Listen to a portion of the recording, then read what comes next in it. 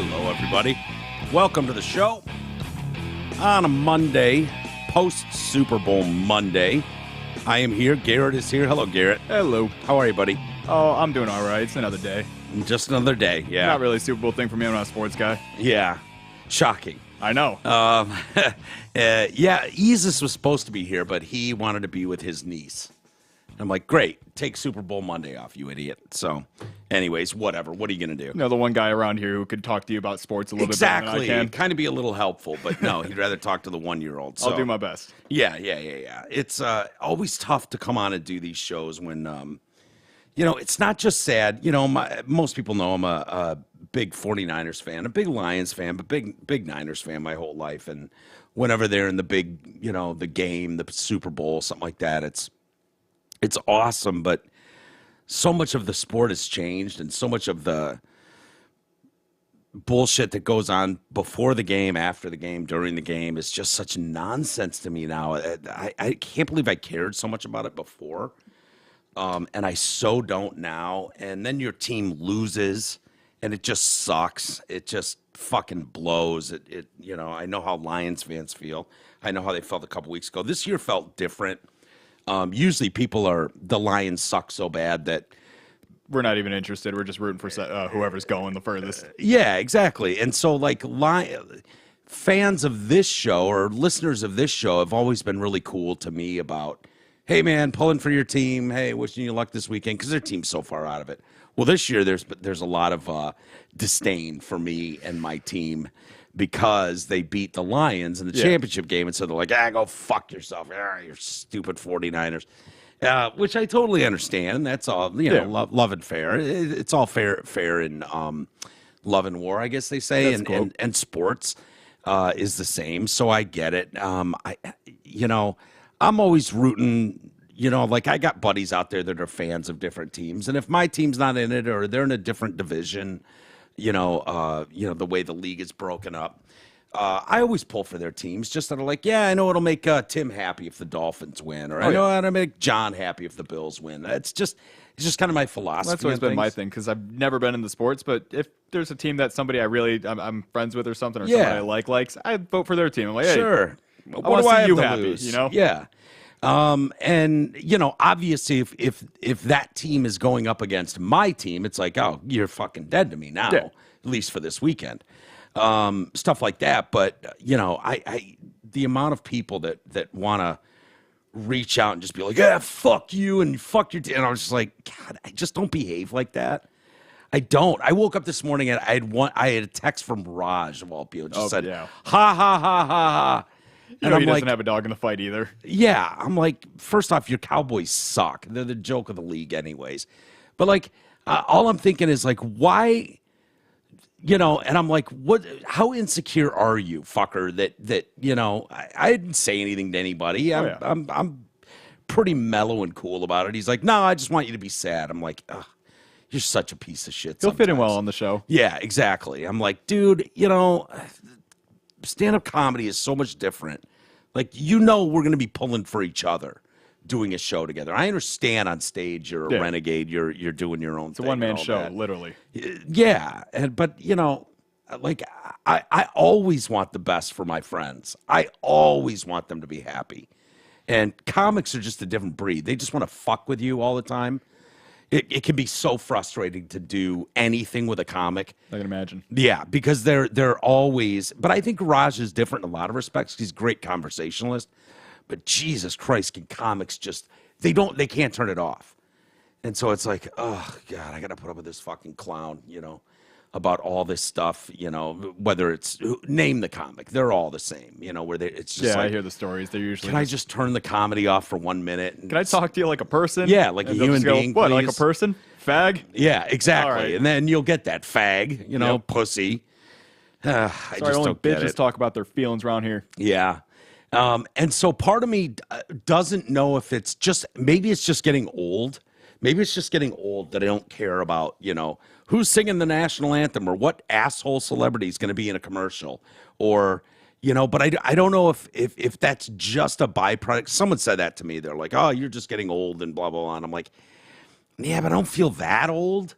You know, and I there's certainly, I'm not, I don't know, maybe there's just so much like hatred of the whole elitist world. I don't think it's old. I think it's more so the commercials are just more about which social issue can we push the furthest. Because it used to be like who had the funniest commercial. You know, every time you watched it was who had the funniest. This was great. This was hysterical. Or they made like a long running story of commercials where you have multiple blending together. Yeah. And now from what I've seen, because I didn't even watch the game, I did look up some highlights and stuff, and every news article is this ad was bad because of this ad was good because of this, but they're always about like a social thing, and it depends on which side it's on. I think you've hit the nail on the head. I think so much of it is a lot of people are just like, I just want to watch football. Yeah, like, it's football day. Well, there's that. It's like, you know, I remember talking to Jin one day, and he was talking about McDonald's, and they were bragging about some flaming hot, you know, hot sauce for something they were doing, and he's like, you know, it's not very hot. And I'm like, why? You know, and he's like,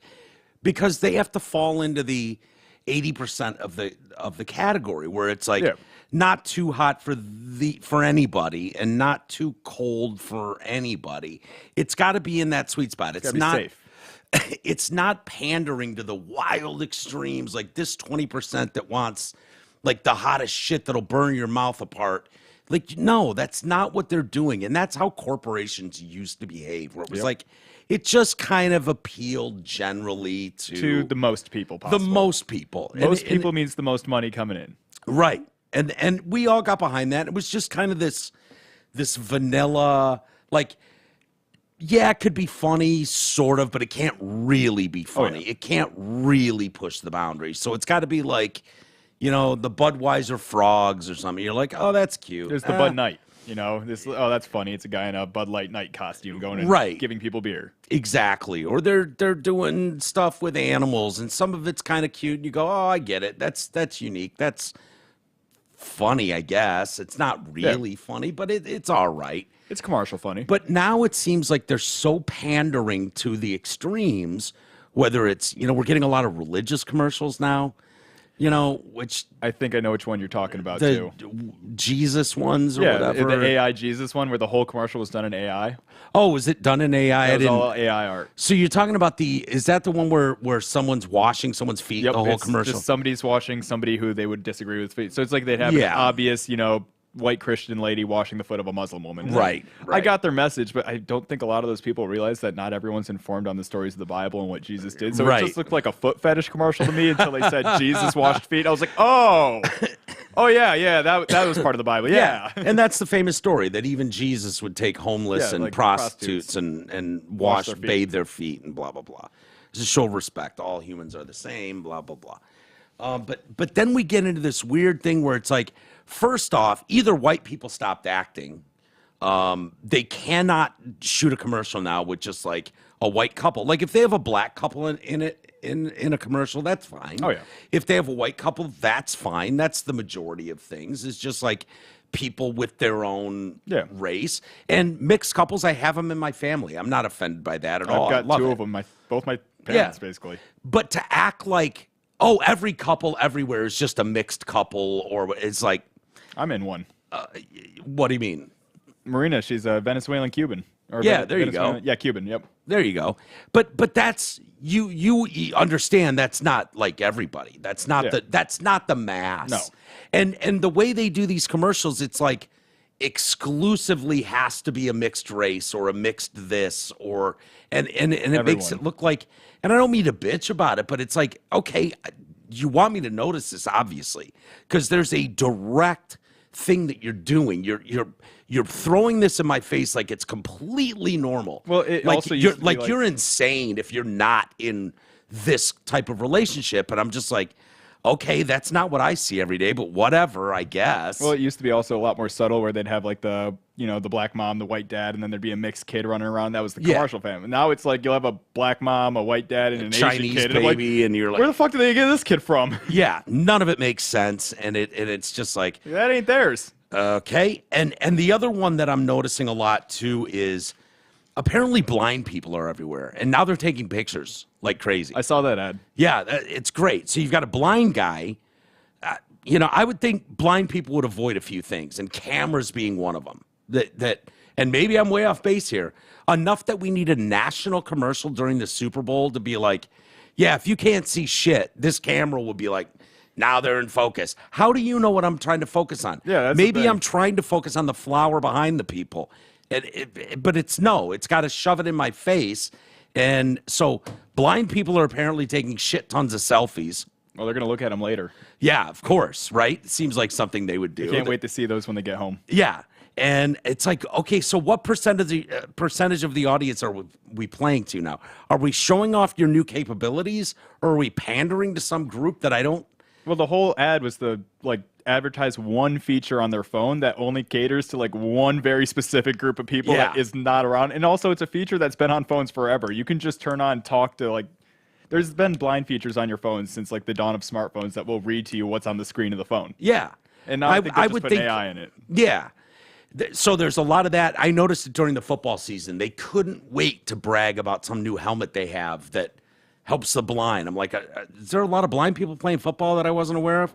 Is that a thing where the blind is out there? Because every time I see someone with, some sort of handicapableness or whatever the fuck they're calling it nowadays, they're always being pandered to by both teams. It's like, this kid's got the palsy. He's got a touch of palsy. So we give him the ball, and we all watch as he fumbles his ass. And everybody, down the field. You give him the fake tackles. The you fake tackles him a little bit. And you're like, oh, okay, cool. It was fun the first 10 times I saw it, and now it's just super panders. It's like you can't have a school where the king and queen aren't fucked up in some way. You're already getting tapas in the chat. Am Connor. I? Yep, for the Niners loss. The Niners loss. Yeah. I didn't realize this was such a huge problem in society, but they keep shoving this in my face that I'm just like, okay, great. The national anthem. Reba McEntire did. This is just a video. It's a classic video I used to watch all the time as a kid. It's one of my favorites, but it relates to blind football. Yeah. What do you got? Blind kid playing football. What the fuck is going on? It's just the song they added to this is the perfect little thing. Oh, let me find the YouTube link. What is it? Got to be like this. It's just a small little clip. It's like an old line. A lot of people think that a blind person can't play football. It just starts running the opposite way. Oh, yeah. Which is exactly what I would think a blind kid would do on the football field. Just kind of stagger around. I just love the news kept on him while he's running the wrong way blind. Yeah. It's hilarious. We had Post Malone do, what did he do? What's the other song bullshit they always do? Like America the Beautiful or something before the national anthem, after the Black national anthem, which is a huge hit every year. But Post Malone did that, and my dad was all worked up about that. Bob didn't care for Post Malone. He thinks he doesn't like the tattoos and tattoos the on the face and the shit all over the teeth, whatever that is. Yeah, that's the grill. It's sending a bad message to the youth of America. I don't know, man. You ever watch Post Malone do anything? It's usually the nicest message ever. Oh yeah, and that's what I said to him. I said honestly, I go, Dad, I understand how you feel, and he feels it even worse than me. Like this push of this country that he knew is being thrown in the garbage. Well, especially for military guys take that way harder because I put my life on the line for this, and now they're calling me a racist. Right. Or taking issue with it. Like it wasn't that long ago, believe it or not, people when people looked at anybody with a face tattoo and went, oh, so you don't want to have a real job ever in your life. You still kind of look at people like that. Sort of, but not. But now it's sort of is changing, and whatever. Like at some point, do you ever go, is enough enough? Is too far too far? Is every young person's originality meant to be displayed? Because it hardly seems original now. No, I was about to say it's to the point where being punk is being a conservative at my age. Oh my God, it totally would. I'd be considered a hardcore punk because I'm a libertarian. You want to be rebellious, throwing a shirt and a nice pair of khakis? Oh yeah, you'd be an absolute fucking outcast. Dress like you're going to a business job. People would honestly look at you like you're a fucking pussy and crazy and all that kind of stuff. It's like, no, dress how you think is rebellious, and you're just a normie. Yeah. You're just a dork. I've stood outside metal shows, and it's like everybody's trying to be so unique. I'm like, oh, y'all look like the same. You got face tattoos, long hair, big studded coats, and you're trying to say, look at me. I have a lot of things to say at once. Right. Exactly. Where that used to be like, holy shit, look at that guy. Holy, he's fucking full on. It was like a biker gang thing or and then when you saw someone with face tattoos at a concert or something, it was just like, oh, holy shit. How's that SoundCloud career working out? Because you're not getting anywhere else. Yeah, and now, to each their own, whatever. I don't have a problem with what you do. It just seems a little out there. But yeah, Bob getting worked up about Post Malone, and I had to tell him, like, look, man, I've seen a few interviews with this guy. He seems super humble, and he's definitely talented. He's one of the few, like, legit guys out in music right now. Seems genuine, and I get it. I get it and my dad's always wondering, can you take those teeth out? Are those permanent? And I'm like, yeah, I think you can. Yeah, I think you can take those out. Sometimes they get them implants, but most of the time you just pull them out. Yeah, I'm pretty sure he can take those out. He's not stuck with those in his 60s. That they to me, they just look super uncomfortable. They are super uncomfortable. Yeah, have you ever worn them? I've never worn like an actual official pair of grills, but I'd have had like costume ones for different things I was doing. It's like you have to get them around your teeth. It's just like metal locked to your teeth. Yeah, and that metal feeling locked in your gums and stuff is just awful all day. And every time you're talking, you talk like you have something in your mouth, and even rappers do that. That's why you'll see them in interviews like, their grill's falling out. Yeah, it looks awful. And then we had the Black National Anthem. This is all before the game. Andra Day did it. Lift Every Voice is the name of the song. And it's a song that goes way back. I mean, it's early 1900s. Lift every voice except the white ones. They're bad. Except the white ones. Yeah, fuck the white ones. Those are the bad ones. I want those ones raised. This idea that we have a Black National Anthem, and it's almost not worth even discussing because you fall into the same, look at you. They want to call, like, anybody that has an issue with it at all. They just want to call you a snowflake. Yeah. Like the historic snowflakes for obvious reasons. Kind of what they're doing is they're like, let's just do something ridiculous, and then whoever calls us out is going to get called names. Yeah, we'll call them a snowflake. We'll call them soft. And it's like, no, I just kind of see the bigger problem with this. I don't want anyone fired. I don't want anyone to lose their job. I don't want a boycott of anything they do in life. Yeah. That's what a snowflake or a Karen does. Wants to ruin someone's life. I just think it's fucking stupid, and I think it's like it's very divisive. If you're trying to be a melting pot of society, it's like, yeah, this song is supposed to represent all of us. Now, you can pick apart anything written in the early 1900s and be like, oh, yeah, well, this line here and that line, they meant this by that, or they meant this by that. I think we all understand the idea of one. Yeah, the national anthem. National anthem is all of us, and society matures and grows and progresses, if you will, as time goes on. But you hang on to your history. It doesn't. I'm trying to go through the national anthem in my head. I don't think there's anything problematic in it. Like there is the third verse. Okay, that most people don't know. We all tune out at that point. Usually at that point, it's like, can I put my fucking hat back on? Yeah. Oh yeah, you can, because they don't play the third verse. Yeah. But if you look at the lines of the third verse, there is something about slavery or some shit. Oh well. And it's like, it's just cut it out. Whatever. We'll shorten it. They do. They don't even play it. Nobody said anything. Yeah, and so people were. This is recognized by the NAACP, Lift Every Voice, as the Black National Anthem, which just seems, crazy. And then when you go, oh, so the NFL is doing more of this panderous bullshit, where they're going to put something as dumb as "don't kick puppies" in the end zone, like end racism, like stupidest message ever. NFL's always ruining my plans. Yeah, right, exactly. Give them their fucking messages. Just every time I have a plan, like, I'm going to go home and beat my wife today. Yeah, exactly. Thank God someone wrote it down. Yeah, I was like, beat your wife today. I was watching, scrolling past the channels, I'll say, and, I get on the NFL. Oh, yeah, I shouldn't attack Asian people today. Yeah. You're right. We're supposed to end racism. Oh, stop black hate. No, okay, great. So any of these dumb little fucking jingles, messages you want to plaster on their helmets or in the end zone is just, it's so, it just highlights something that probably doesn't need to be highlighted. It all comes on the heels of George Floyd, who's apparently the most upstanding person in the he didn't do anything wrong. History of society. They tried to do this with Michael Brown back in the day. Yeah. And Jay and I beat the shit He was out Gen of that 1. narrative. I think George Floyd was like, they finally got their situation. They did it a couple times, like Michael Brown, there was Trayvon Martin, and then I think George Floyd was the one where they finally got their formula down. Yeah. And they should have done Castile. The guy that was shot in the car that said he had a gun on him, he was a teacher, I want to say in Minnesota maybe, or Cincinnati. But he was one you could rally behind, where students talked about what a great person he was.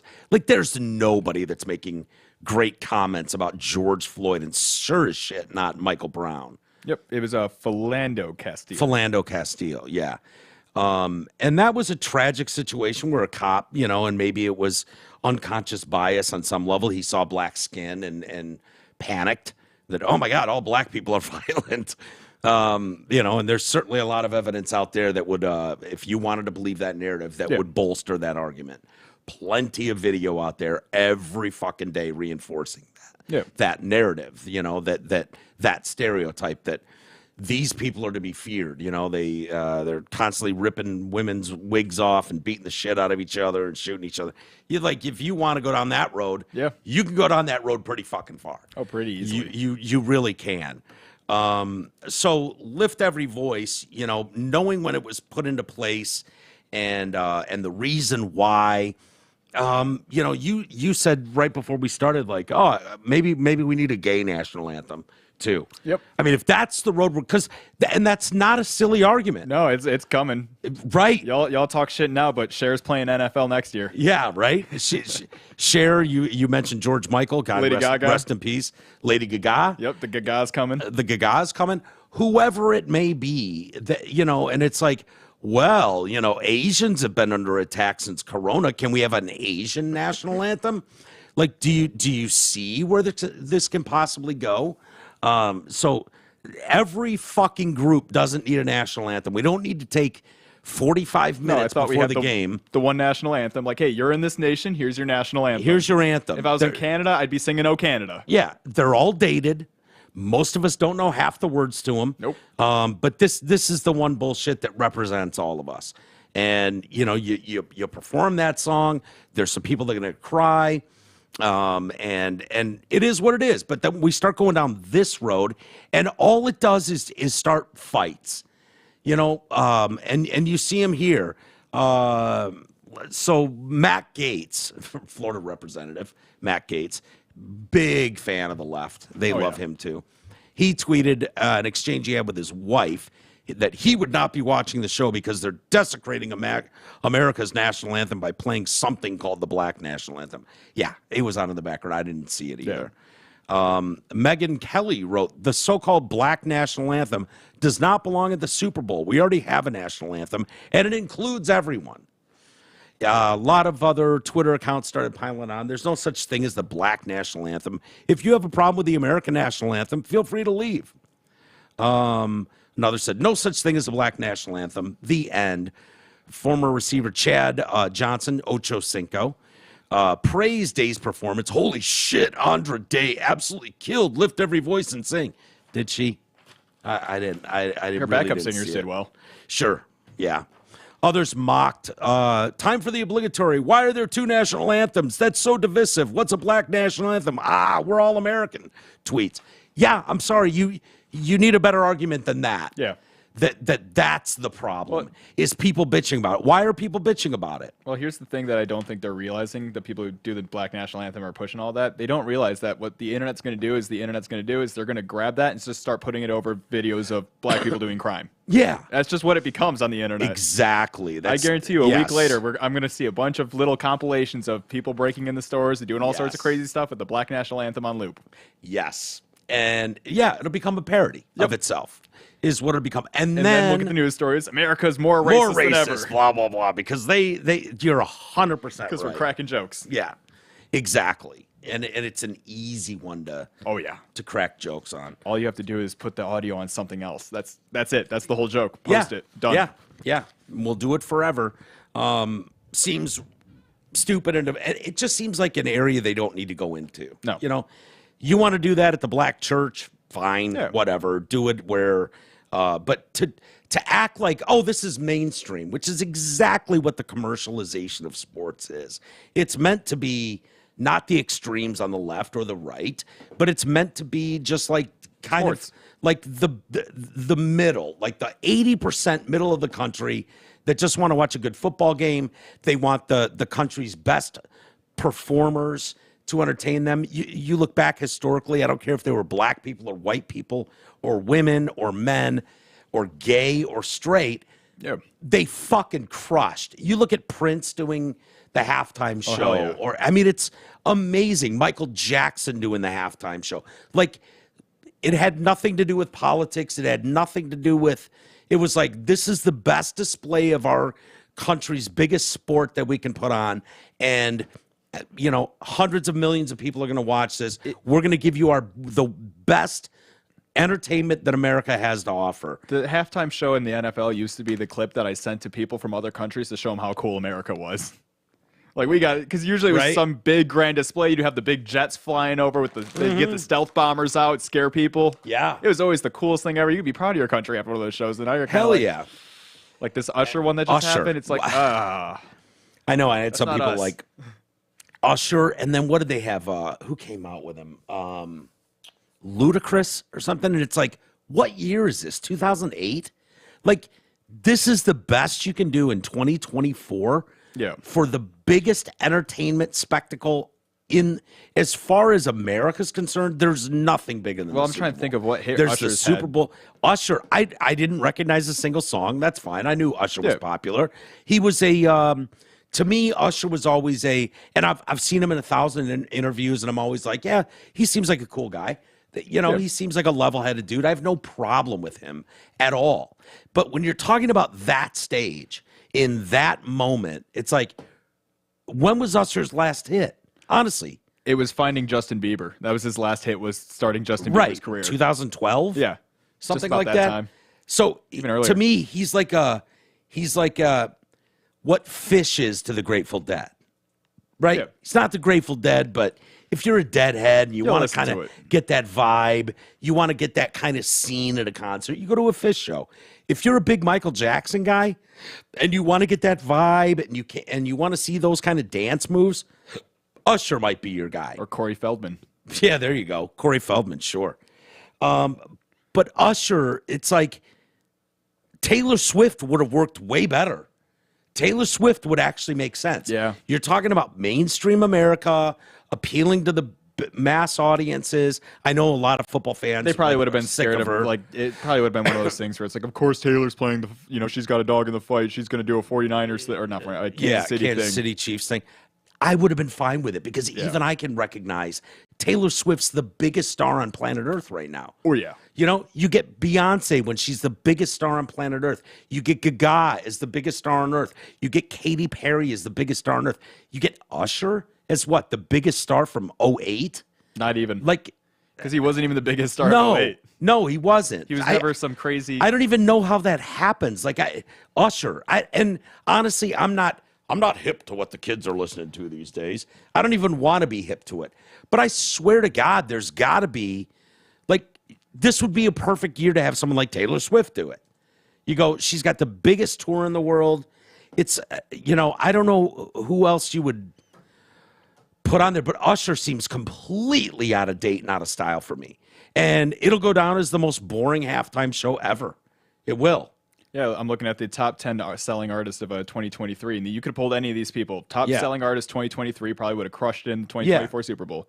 You got Taylor Swift, Drake, SZA, Feed, I don't know what that is, The Weeknd, Eminem, Peso Pluma, Bad Bunny, Miley Cyrus, and Rihanna. Okay.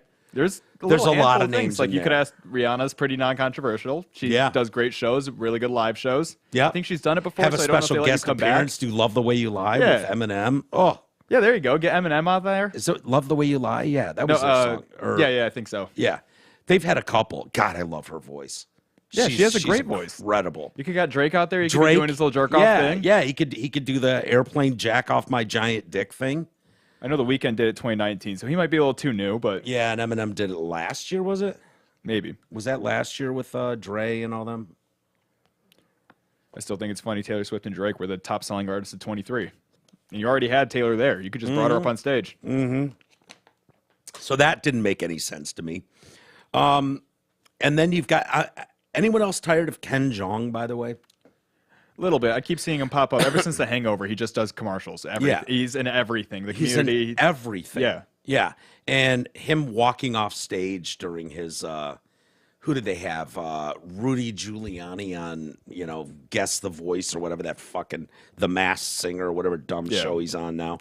And he walked off stage, couldn't even be on the same stage. So brave. Yeah, He's so brave that he couldn't stand up to somebody he disagreed with and left like a baby. Left like a toddler. He had to walk off to show he's the most progressive of all. Oh, yeah. Yeah, which is a great attitude, Dr. Jong. Well, now you just made all your other co-hosts look like Nazis because they didn't walk off stage. Exactly. I think one of them did, like, oh boy, now what do I do? Yeah, now he's like, Dr. Jong walked off. I better walk off too to make it look like I really care about the injustices of the world that Rudy Giuliani has pinned on me. I was going to say, Ken Jeong to me has always been like the Kamel Nanjiani of the Chinese or whatever. I think Korean Chinese, whatever he is. But it's like, what is he in? It's just one of those things like, Kamel Nanjiani, it's like anytime they need a Pakistani actor, they just call him. He's okay. So it's like he's that for me. It's just like, we need a Chinese guy. Call Ken Jeong. Yeah. He'll do it. Yeah, he will. And he's like a good soldier. He's going to push whatever the narrative is. If you want vaccines pushed, call Ken Jeong. If you want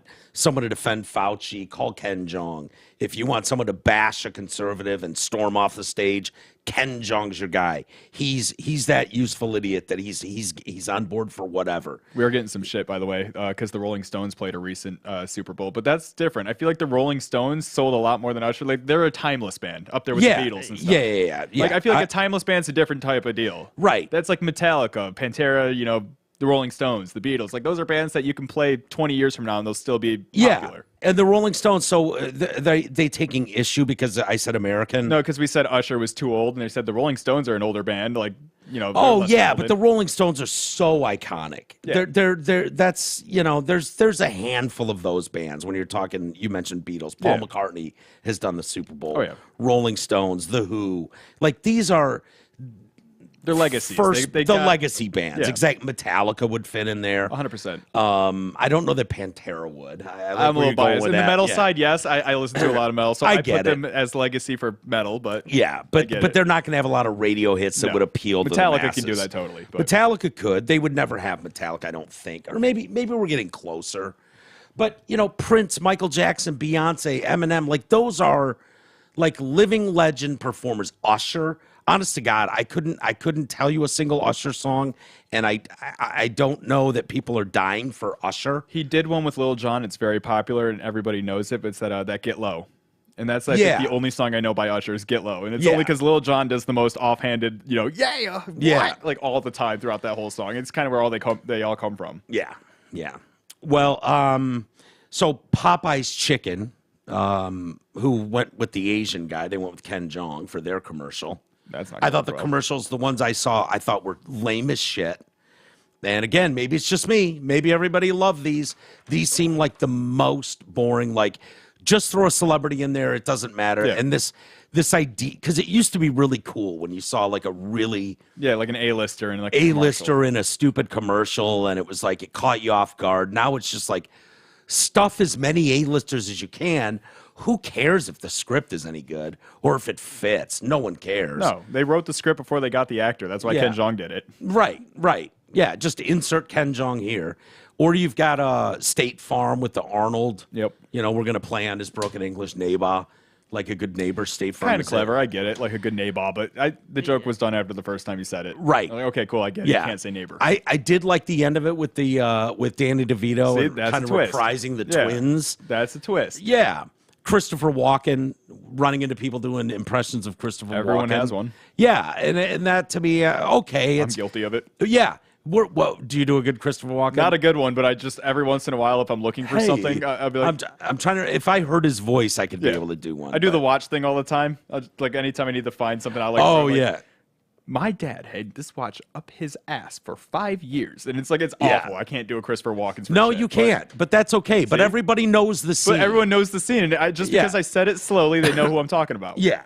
And there's a million people that do a Christopher Walken. And so that's funny. My fear is we're going to watch it every minute of every day on network television for the next year. Every ad I've gotten in the last week has been that blind person ad with the phone. Oh, really? On YouTube. It's every ad on YouTube I've gotten. Really? Yeah, pushing that. Because it's, they're reaching out to everybody. Yep. So Christopher Walken for BMW. As for the game, I'm bummed my Niners lost. I know you didn't watch the game. You know, it sucks because had the Niners won that game, I don't think you could give. There's a receiver on the 49ers, Juwan Jennings, and he's not one of the big name stars, but he's that really clutch type of player. They call him in San Francisco, they call him third and Juwan. Okay. You know, like third and one, third and Juwan. I got it. He's the go-to guy. Always makes a catch, always makes the play, this and that. Well, he threw a touchdown pass last night, and he caught one, and he made a couple other big catches. It was like, if the Niners win this game, he's your MVP. Oh, yeah. You're going to give him the MVP. My brother put $10 on Juwan Jennings being the MVP of that game. It would have paid $4,000. That would have been awesome. $4,000, like 4,000 to 100. So, or to one or whatever it was. Yeah. So Juwan Jennings as the MVP of that game would have paid out. And it was like, I'm texting with G. I'm like, bro, they just got to win this game. Yeah. He's got this wrapped. And, but yeah, it didn't come everyone knows through. the NFL's rigged. You should have been betting on City. Right. I said it last week. Right. Yeah, it's too bad. I just, there were certain plays in that game as a fan. I think more is not being made enough. And I'm talking to the audience now. I understand you didn't watch this, but that 3rd down and 4 with 1:57 left in the game.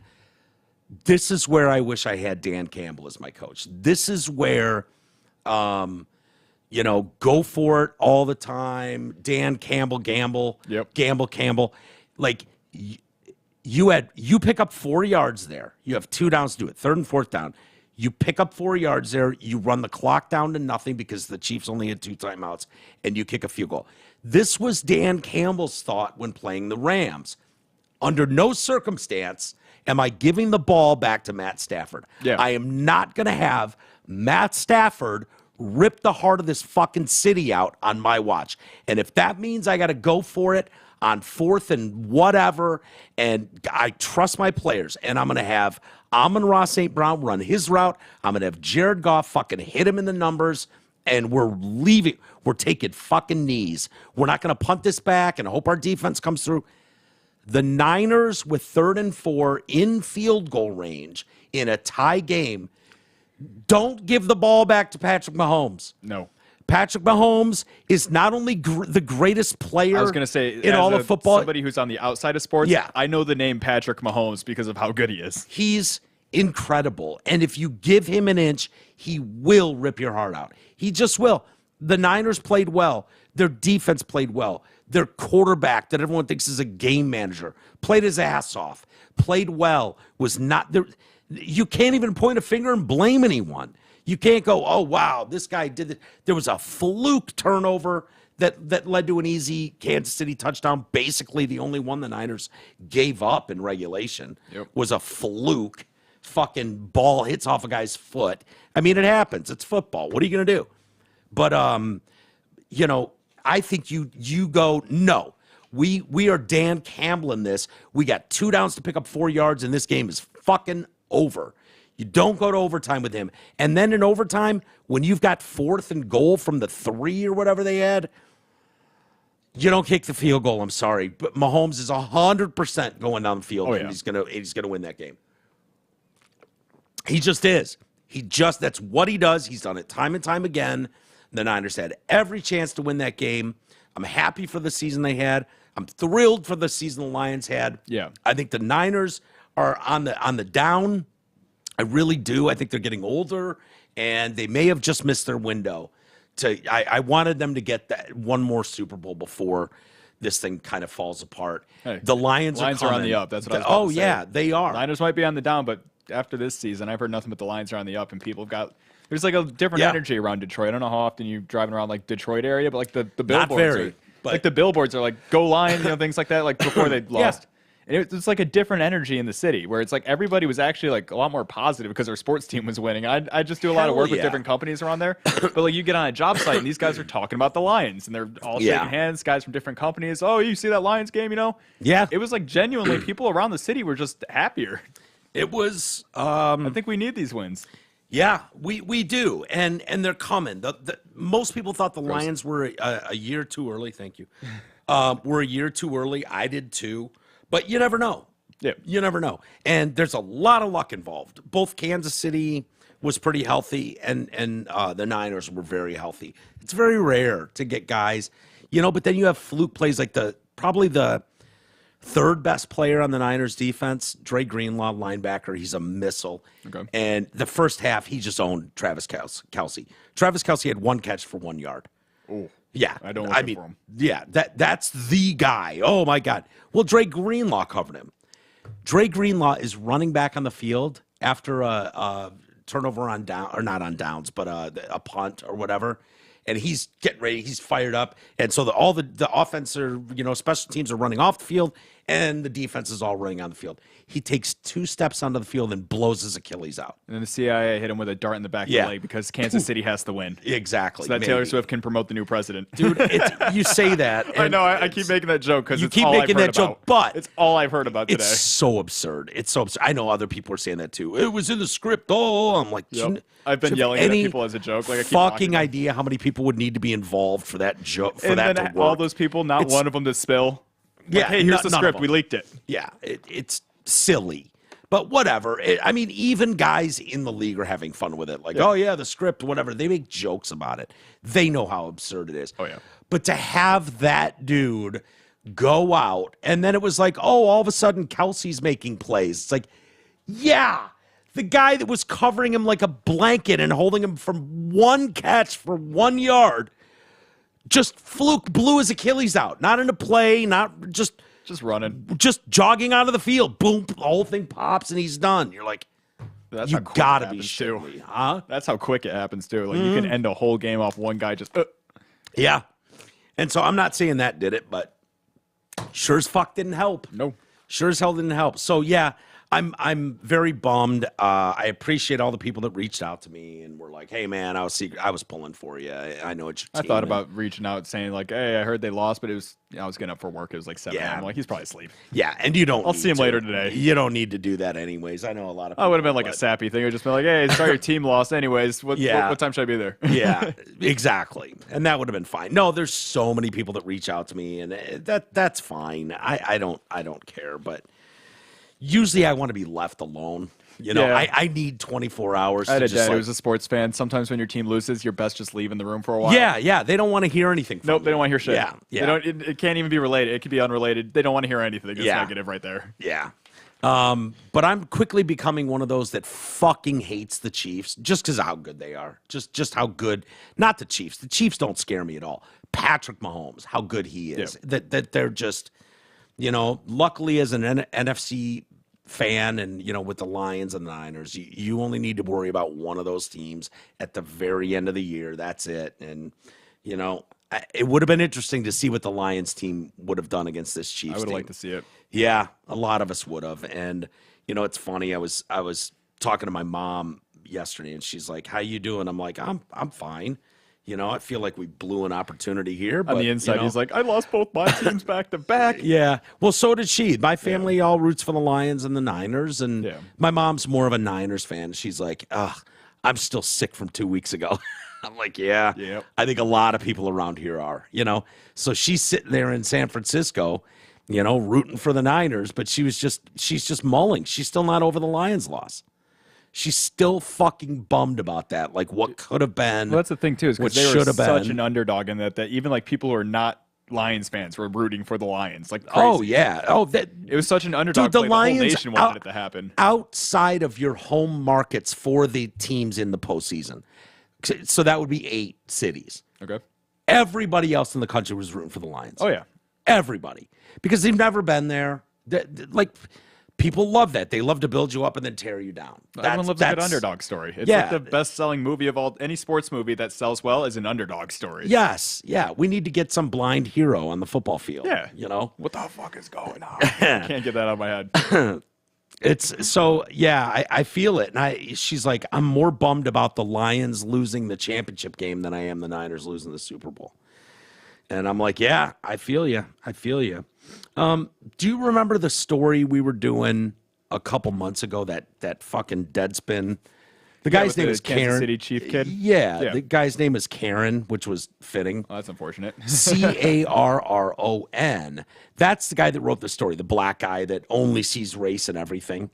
And he called out the kid in the Kansas City in the headdress he had half his face painted black, half painted red.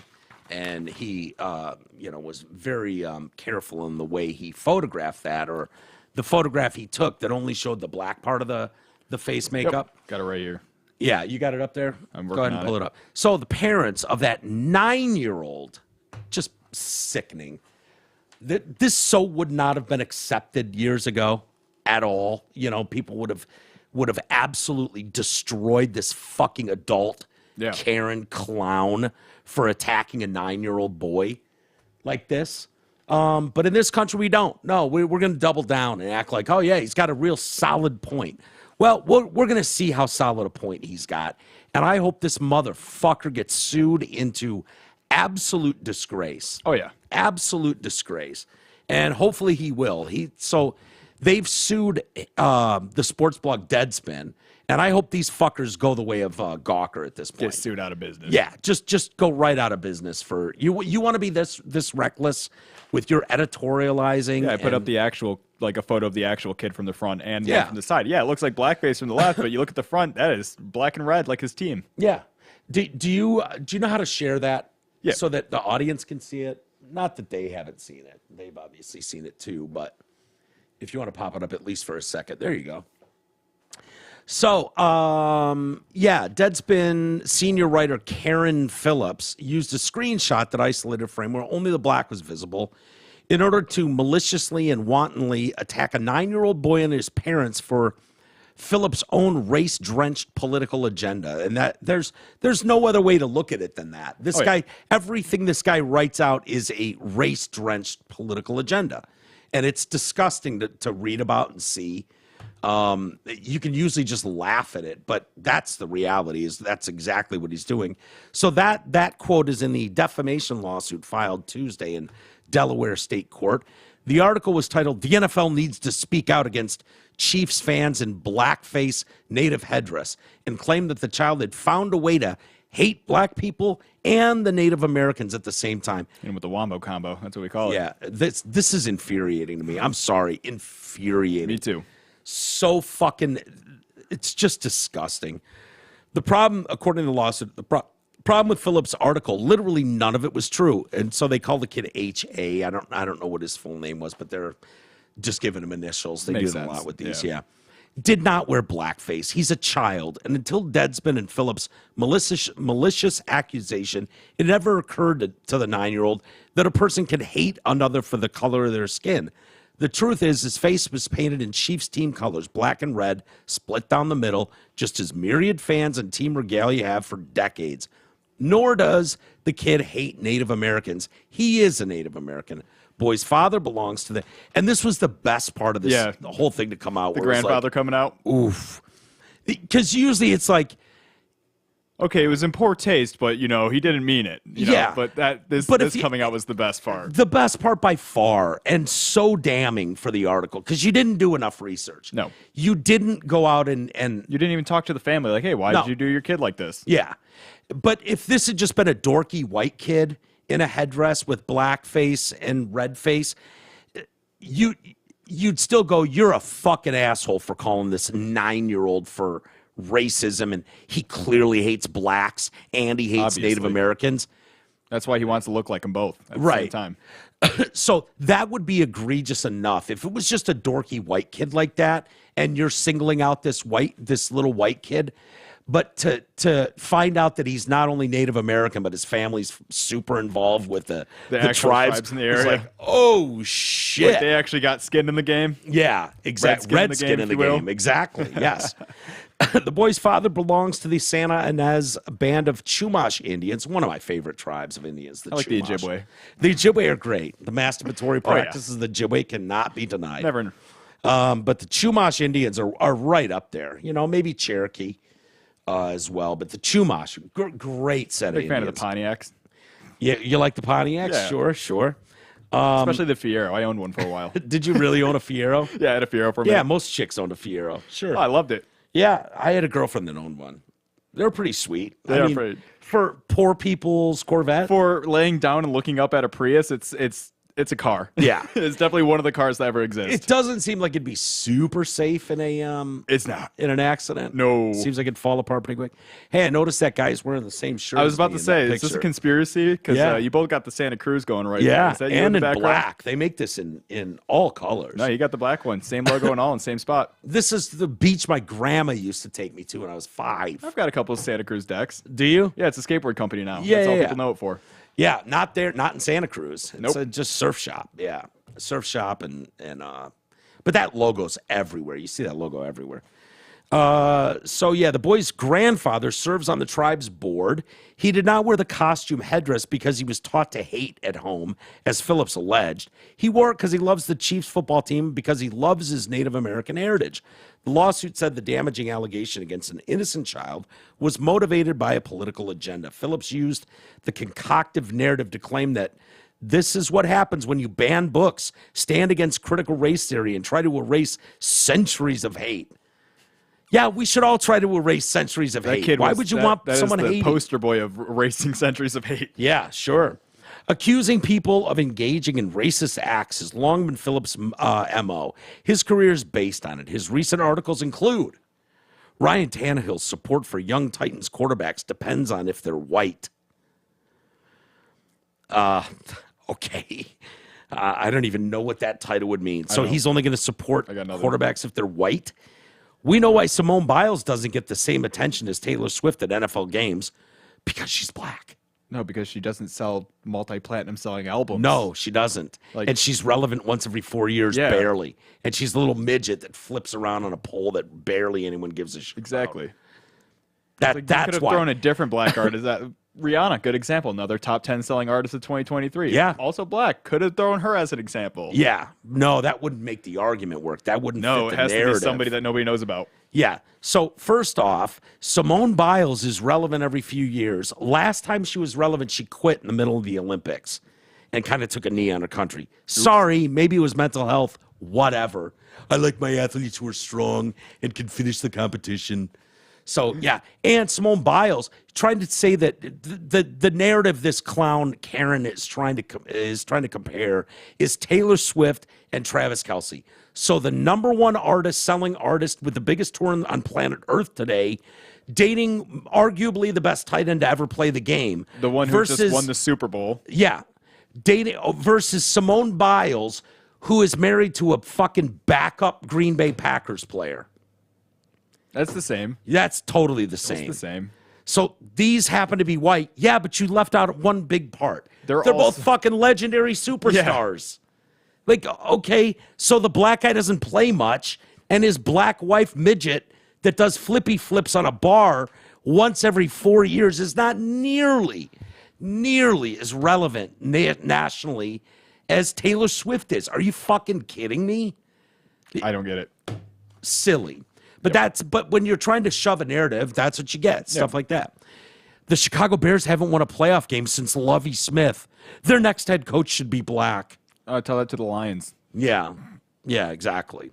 Well, the Lions had a black head coach, Jim Caldwell. Yep. And they never won a playoff game. But he was a decent coach. I didn't mind Caldwell. But this idea that Lovie Smith did a bang-up job for the Chicago Bears. Yeah. Okay, they won a wild card game. So what? Cares. And that means your next head coach should be black. Talk about seeing with a racial lens, man. He's declared to the public that America is racist as hell and has authored dozens of articles to support this narrative. Phillips has also declared that he and other people of color are tired of going high. Oh, he's going high and taking the high road, and he's tired of it. He's just blaming white people for all the problems. All the ills that have ever been. That's ever the high road.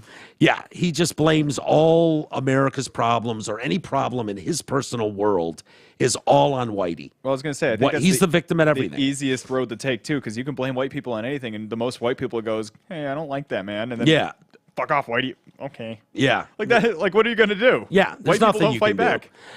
No, because they know how absurd it is. It's like, this race is responsible for any problem you've ever had in your life. White people are just going to go, hey, man, that wasn't me. What the fuck? Yeah, most of us are just going to go, oh, go fuck yourself. That's what we're thinking in our head. Like, really? You can't take responsibility for any of your personal failings in life. It's all Whitey's fault. Give me a break. How burdensome to be able to walk around and just blanket blame an entire race for all your problems. Then when I do it, believe the cops called and I have to leave Walmart. I'm a sack of shit in real life as a human being. That's no one's fault but mine.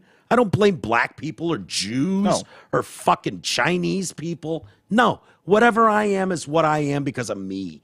Take some personal responsibility. That made me do what I did. Exactly. He thinks that black people always have to be the bigger person. It's not only unfair, but extremely exhausting. This poor Karen's just exhausted. It's exhausting. You know what's exhausting, Mr. Karen, is watching you attack toddlers to placate your fake fucking narrative, sir. Yeah. That's exhausting. And I hope you're the problem is people like you have zero shame, no embarrassment, no shame whatsoever. So it doesn't matter. Even if you're sued into oblivion, you'll just blame the people that invented the system of courts, the white people, for your guilty verdict. And at this point, I don't give a shit. I hope you are sued into oblivion. I hope Deadspin goes under because of it, honestly. Because it's people like you at Deadspin and companies like Deadspin. Say you people? Yeah, I would say you people.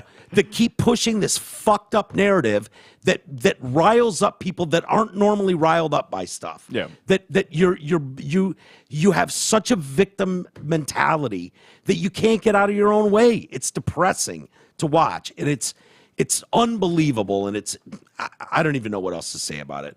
But yeah, he's tired of going instead of going high, Phillips would take out his racist exhaustion on a child and his family. Readers flooded Phillips and Deadspin with evidence that the boy was not wearing blackface. Phillips turned around and called these critics idiots. They're all idiots. Okay. So, no, you can't possibly look at yourself and go, ooh, geez, maybe I went a little far. I fucked that one up. Yeah. That one's on me. I really fucked that one up. No. Double down. Double down on it. Smart. And those Smart. people are all idiots. Good idea, dude. Yeah. As a journalist, as someone who needs to be a critical thinker to see both sides of something so you can present the actual story, you're doing a bang-up job, Karen. Nice work. My mom used to have a saying, and it seemed a little bit mean at first when I was a kid, but she said, usually when everyone has a problem with you, the problem is actually you. So maybe it's like if everyone has a problem with you and something you're doing, maybe you're the problem. Mm-hmm. Yeah. Karen, exactly. Deadspin published a series of further updates that not only failed to correct the record, but instead established that Deadspin fully understood the article's highly damaging and defamatory nature while maliciously refusing to back down. Deadspin's lawyers threatened the family with counter-legal action should Raul and Shannon, the parents, attempt to hold Phillips and Deadspin accountable for their defamatory article. Deadspin has gone too far. The child should not have to live with his face being plastered on social media alongside false and defamatory accusations of racist conduct. His parents should not be forced to live with the false and defamatory allegation that they are teaching hate in the home. And Raul and Shannon will not be bullied by Deadspin's threat of counter-legal action for vindicating their rights and the rights of their 9-year-old son. The family brings this lawsuit to set the record straight and hold Deadspin accountable for willfully spreading incendiary lies about a 9-year-old child who it chose as a vehicle for its race-baiting agenda. I agree. The article claimed that if people stand against critical race theory and try to erase centuries of hate, you give future generations the ammunition they need to evolve and recreate racism better than before. A line the lawsuit said implied that the innocent costume was even worse than slavery. By December 12th, Deadspin had changed its story to focus on faulting the NFL for not banning fans from wearing headdresses at all stadiums. Good luck with that. That's the language I really hate, too, is that saying, like, the costume was worse than slavery. Yeah. I'm like, no, I'm pretty sure slavery is worse than a kid in a costume. Yeah, pretty sure it is, too. I'm pretty sure I'd rather, like, see a kid in a costume than see slavery. Like, yeah. I'd have more of a problem if I saw somebody whipping somebody else for free. And maybe that's the problem that we see it that way. Maybe we're the bigger problem. That's true. You know what I mean? Because we just don't see things Karen's way all the time. I ended up getting the kid's name actually, but also what is it? H something. It is right here. Holden Armenta. Armenta, yeah. The family's Holden. That's right. I knew that. This is I'm reading details from the lawsuit. Yeah. And so they're trying to do that in the lawsuit. You know, that's why they keep throwing the official. same words. H.A. says. But Raul and Sharon Armenta or whatever the fuck. So they faulted them for the NFL for not banning these, blah, blah, blah. Lawsuit, in what the lawsuit called the dishonest attempt to reframe the gist of the original story that showed that it knew the blackface allegation was wrong while still not retracting it. The suit said the family is now outcast from their community. You'd be shocked. That's not just a saying. I bet that's absolutely true. That there are fucking tarded people out there that have read that article, don't know anything further, and are like, oh, yeah, the blackface haters of Native Americans. Like, it doesn't take much out there to brand someone. Not to bring up, T-Roy again, but yeah. When he was telling his daughter that when Kyle Rittenhouse the whole situation happened, he was talking to his daughter, and she thought that all the people he shot were black guys. Yeah. But it turned out it was 3 white dudes, 2 of which had pedophilia convictions, and one was a wife beater. Yeah. It's like you could have shot 3 of the most perfect people on the planet. Yeah. Yeah, and killed only 2 of them. And he only killed the pedophiles. He actually wounded the arm the wife on the beater one with the arm. he shot. Yeah, that was the wife beater. Mess. Yeah. So he's not beating his wife anymore. Dude solved a lot of problems that day. He sure did. He sure did. And if you look at it from that perspective, the media said he shot black protesters just trying to show their Black voice. Lives Matter Black protesters. Lives Matter protesters.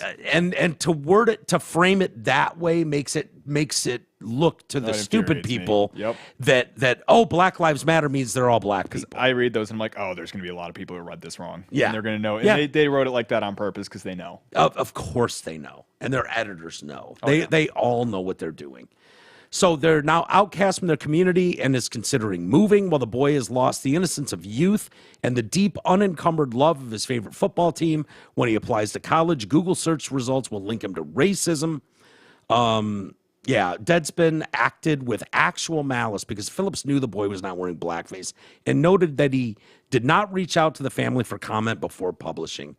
So they're looking for punitive and exemplary damages to the family. Now, I will say I saw a story yesterday.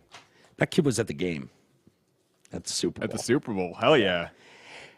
With his family, probably. So I don't know who gave them tickets or whatnot, but they were at the game. Probably someone at the Daily Wire. And maybe the kid was wearing his headdress. Good. And he had his face paint on. Good.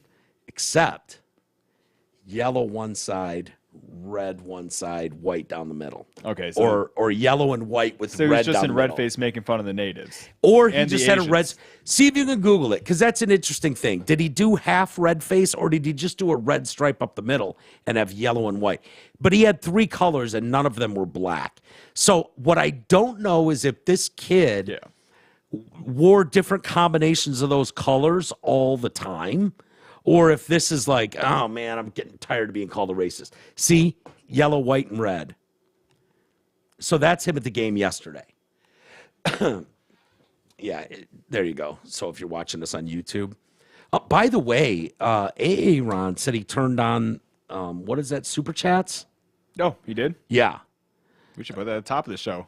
Yeah. Hey, if you guys want to give us money. Yeah, I don't know how that works at all. Do you know how that works? I'm going to go on a limb and give it a guess, but if I see one, I'll tell you what happens. I think it just pops up with a little bit of extra, like, hey, and it comes up on screen stuff. But okay, so if anyone comments on the YouTube, I'm going to try to get people to comment more, because it's really hard having a retarded person here. And Isis isn't able to monitor that stuff very good, or he doesn't have the balls to just go, hey, we got a comment here. I noticed. So I was like, Garrett, please tell me. I'm trying to put my hand up. If there's a good comment, anything relating to this, you've done a good job so far of pointing it out. Like my dad saying, blame the Greeks for democracy. Blame the Greeks? For democracy. They're the ones who started all this. This whole American way. Yeah, I'm trying to think. Well, we're just talking about going far back and who we can blame to see. Yeah, you could go back as far as you want. You could go all of humanity. I blame that fucking fish for leaving the soup. They were doing fine in the ocean, and one of them had to get fucking legs, and now look at us. Yeah. Now they had to be on land. Yeah. We're better off just ignoring what we can of this stuff, but they're making it damn near impossible to ignore. When it's just like blaring lights in your face all the fucking time. So there was a kid wearing his Chiefs shit. I don't know how he got to the game, but he was at the Super Bowl. It looks great in his headdress. yeah, I hope that kid wakes up with a $400 million bank account. I think he'll get paid off a little bit. I'm hoping they get paid. And if not, I feel like there's a lot of people who are so enraged about this story, he'll get some good lawyers and supporters behind him. Yeah. I hope no. I just paying him, like if they settle and they go and he gets 10 million, failure in my book. Like that's great for him. There's a bigger societal issue here at play. You got to set a message that you got to stop just race baiting every story. That it's dangerous. It's not good for society on any level. No. And it's just creating more division amongst all people. And I don't think there's room for it. And I don't know how it ends. And you don't either. And it's fucking scary. And in a race war. Sad. Race war. Race war. I love Cartman as much as the next guy. Yep. But, you know, I don't know that that's great for everybody involved, man. It's just not. And you're making people, here's what I know to be true. You're making people that I know personally that never had a racist thought in their fucking head go, fuck these people, man. Yeah. Like, I know people that have said shit like that now. And it's like, that's not a good place to be going I know down. A lot of people who've said those things. And I'm not going to name names because it is, a little bit harder and some of the topics are a little bit harsher. But like, I know people who got new jobs and part of the requirement for their job is they had to read books about being a white supremacist. Yeah. And they're unbiased, they're unnoticed, whatever they're saying to people that's racist. I don't know. They're microaggressions. Yeah. But you have to read these books and you have to atone for your white supremacy sins before you can work here. Yeah.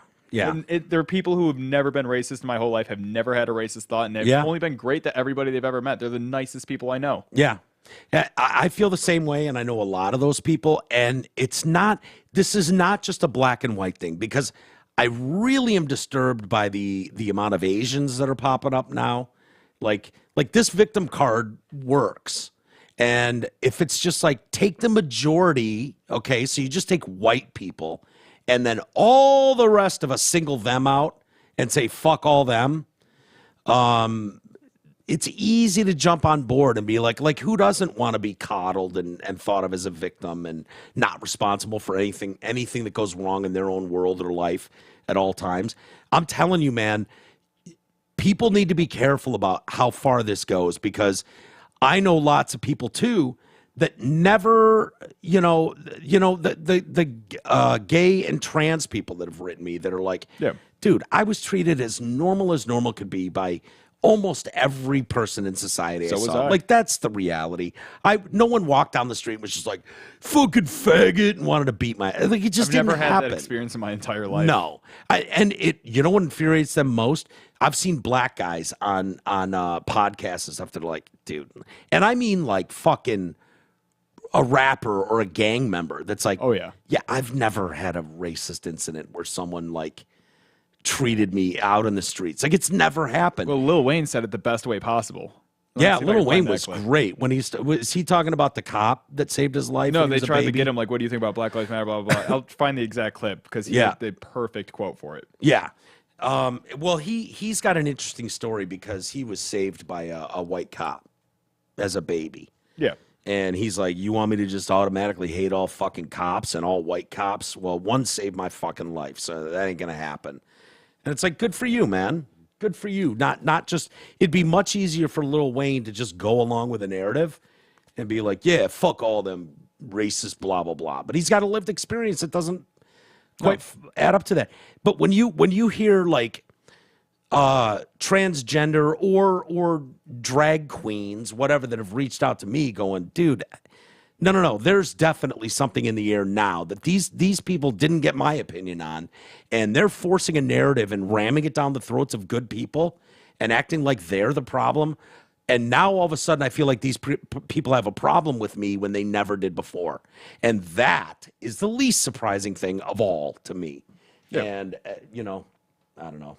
So is this Lil Wayne? I think it's the Lil Wayne clip. I'm trying to make sure before we go. Yeah, Lil Wayne says Black Lives Matter has nothing to do with him. Your thought on Black Lives Matter? Yeah, this is it. What is it? What do you mean? The idea is that there's this movement called Black Lives Matter, thinking that the rest of America didn't seem to understand that Black Lives Matter. It just sounds weird. I didn't know that you put a name on. It's not a name. It's not whatever. It's somebody got shot by police for a reason. I am a young, black, rich motherfucker. If that don't let you know that America understand black matter these days, I don't know what it is. That man white, he filming me. I don't know what you mean, man. Don't come at me with that dumb man. My life matter, especially to my Do you feel, though, connected to... I don't feel connected to a damn thing that ain't got nothing to do with me. If you do, you crazy as you, not the camera, you. Feeling connected to something that ain't got nothing to do with you. If it ain't got nothing to do with me, I ain't connected. Yeah. Yep, that's it. But I love that quote where he's like, I'm a black guy, that's a white guy. He filming me. And it's like, that's what it is. It's like, if that doesn't show you that Black Lives Matter, I don't know what does. Yeah. And her keep egging him on, trying to she's trying to get the quote. She's trying to get some stupid quote there to completely split and divide more people, as many people as she can. That's her entire agenda with that. And the fact that Lil Wayne ain't putting up with it, and it's like, man, and he points to her. Respect. He points her out personally. Yep. It's like, that's crazy as fuck. If you have, this kind of interest in something that doesn't involve you at all, that's you. Not the camera. Yep. Not the people watching. Not the audience. You crazy as fuck. You brought this to me, and it ain't got nothing to do with me. So that's why whenever I, hear everybody saying America's getting raped, blah, blah, blah, black people press, I'm like, Lil Wayne said it best. He's like, they understand, like, they listen to our music, they buy our albums, they like our movies. It's like, you just make good art, everybody will like it. Yeah. And that's just the bottom line. It doesn't matter what your race is, but everything has to be so race-based. It's so pathetic. I was reading an article just today, and Monique. Do you know Monique? She had a sitcom in... It's familiar. Yeah, the Monique Show, earned an Emmy nomination for her. She had a role in the movie Bessie. She won an Academy Award for Best Supporting Actress in the drama Precious. I don't know who the fuck she is, Monique. Pictures. I've seen her before. I was going to say, looking at the pictures, she probably played Bessie in Bessie. Yeah, okay. Exactly. So she goes on to the Shay Shay podcast, which is fucking, what's his name? Former tight end. God damn it. Shannon Sharp. Shannon Sharp's podcast. And they call it Club Shay Shay. Yep. Because why not? And she's talking about, she just comes out with, she's gone viral now, of course, because all you need to do is make some stupid ass comment. And she made the comment, if I was a white woman, do you know what my name would be? Melissa McCarthy. Okay. What? In other words, if I was white, I'd be more famous and more rich, and the opportunities would be more glorious. It's just the grass is always greener. I was gonna say I still don't have any respect for Melissa McCarthy. No, I don't care. Not me either, really. I don't know. That was like a compliment. Yeah, but she's saying I'd be in the blockbuster. I thought she was saying films. like I'd be fat. You're a black fat black woman who's won an Academy Award, been nominated for an Emmy, has a TV show in syndication. Yet it's not good enough. Whitey hasn't done enough for you, apparently. So if you was white, you'd be Melissa McCarthy. In other words, I'd have a hit like Bridesmaids. She'd be Oprah. Yeah. I don't know if we're going up the chain here. Yeah, or maybe she'd be Monique. But maybe Oprah. She'd be Oprah. I don't know that she'd make it as far as Oprah. She doesn't seem as bright as Oprah, but maybe she would be. Monique can be Oprah. But I see what you did there, going up the ladder. She doesn't have to dye her skin if she wants to be Oprah. She doesn't have what? She doesn't have to dye her skin if she wants to be Oprah. That's true. McCarthy wasn't the only one Monique complained about during the interview. She also accused Kevin Hart of dissing her by failing to produce new content with her. Yeah, this happens in Hollywood. Sorry, sweetheart. I don't know if you've ever gotten close to working with someone in Hollywood, writing something together, doing it. Like, this shit falls apart all the fucking time. Kevin Hart's in so many fucking things. I'm surprised he has time for any other project. Yeah. And it's probably why it fell apart. It had nothing to do with her being what she is. It just was probably like, hey, this doesn't make me very much money, and Chase is going to pay me $10 million to do another ad. Yeah, I'll take the $10 million. Yeah, I'll take the $10 million. So going back to her comparison to Melissa McCarthy, same track record, 5-year sitcom and syndication. The opportunities are not the same. Okay, so again, if you're following the narrative today, this is 100% just, if you're black, you can't possibly, make ends meet in this country. You can't do it. you know. And I just want to interrupt before this goes any further. We do have Super Chats working. We just made $4 for my dad. Oh, nice. He said, hi, Super Chats. Nice. So what did he do? Did he do it or did we do it? Yeah, he just puts in the Super Chat, and then it says, there you go, $2 Super Chats. And then his next message, $2. Hi. Nice. That's it. That is Gary, right? Yep. I love Gary. Oh, I'm super fan. So I imagine, I think we have to get to $100 before it gives the money out. I think that's what Aaron was telling me. Or I was think like, they do also do it on like a monthly cycle. The rate we're going 5-6 years from now, we might be able to cash that, get $100. It's not bad. So I guess if you do a super chat and you donate money, we're supposed to read your comment. Yep.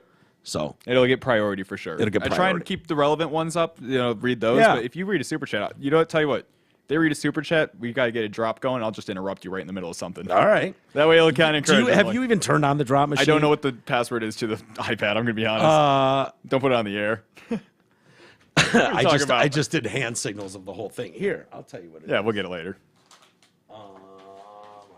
1616. I don't give a shit. That's an old iPad. If someone wants to break in there, we'll change it tonight. No, we won't. I know. Yeah, you want to try it? You want to? Because the drops are up at all times. People, dude, do you know how much you'll ingratiate yourself to the listeners if you start playing drops? I'm getting ready. Is it open? I'm getting it open. Yeah. Are you seeing them? I don't have an. There it is. Hold up. I think that's the one. I don't have an Apple device, so every time I touch one, I'm like, this is foreign. Yeah. Are you on the drops page? No. What are you on? Let me see what you're on. I'm on the sign in the iTunes that keeps popping up. Oh, yeah. Is that the drops? Believe so. Yeah. There's pages and pages of shit in there. We should just do a whole show and just go through all the drops. One of these days. Yeah, I got to piss again so bad. So I'm going to cut it short and we'll do some emails. All right. But yeah, this is further part of the problem. Monique, I don't know who you are. I don't care who you are. And maybe that's your larger point. Maybe do something that I would find interesting because believe me, there's plenty of black artists out there whose work I adore, from musicians to actors to comics. They exist, okay? There's plenty of women who I support and love and adore as actresses and not so much comics, but you know what I mean. Yeah. If you do good work, and apparently you've been nominated for Oscars, you don't need to be Melissa McCarthy. You don't need to compare yourself to Melissa McCarthy. And you don't need to think just because you didn't get a role means that it's because you're black and everybody's racist against you. I think it means I mean, this guy is such a total pussy. It's stunning. We have drops. Go. Who did he say that about? That was president, right? Yeah, Obama. Yep. All right, go ahead. Go through. Right. I'll let you go through one page. Okay, one page. Yeah. The President of the United States is racist. Classic. Yeah. I'm a champion. It's crazy, isn't it? Bobby fucking Gallagher. I tried to find that. I got that video up. I had to play it for Marina the other day. Oh, really? Did you find it? I found it. It's still up on the YouTube. And that was, you don't mean our Not video your talking YouTube, about but it. there is a YouTube. It's uploaded. It's the actual Is audio. it our audio talking about I'll it? have to find it. I'll show it to you later. Yeah, because no one else would have interviewed him. No. It's So- not Bobby fucking Gallagher. No. It was a TDC exclusive. Yeah. Is he? Is there more from Bobby on there? Oh, definitely. Let me see what I can find. Nobody can do what I do. Yeah. I was on Channel 4 News riding a bicycle in a snowstorm. It's just so good. All right, folks.